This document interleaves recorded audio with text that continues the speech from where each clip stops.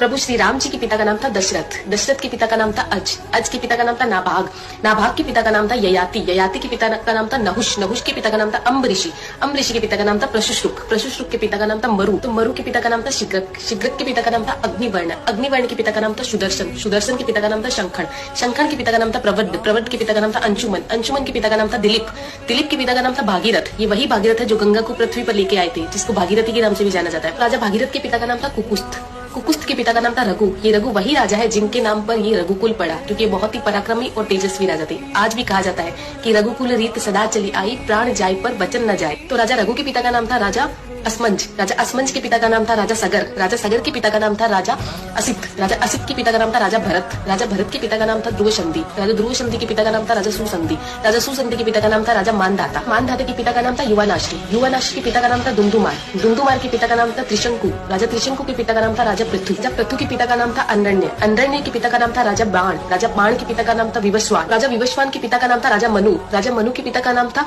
इक्ष्वाकु, इक्ष्वाकु के पिता का नाम था राजा कुक्षी, राजा कुक्षी के पिता का नाम था राजा विकुक्षी, राजा विकुक्षी के पिता का नाम था राजा कश्यप, राजा कश्यप के पिता का नाम था राजा मरीचि, राजा मरीचि के पिता का नाम था ब्रह्मा जी। तो इस हिसाब से हमारे प्रभु श्री राम जी ब्रह्मा जी की 39वीं पीढ़ी है, 39th। आने वाला इतिहास ये नहीं बोलना चाहिए कि सनातनियों को मुगलों का इतिहास तो पता था और खुद का इतिहास नहीं पता था। तो ज्यादा से ज्यादा इस वीडियो को शेयर कीजिए। जय श्री राम।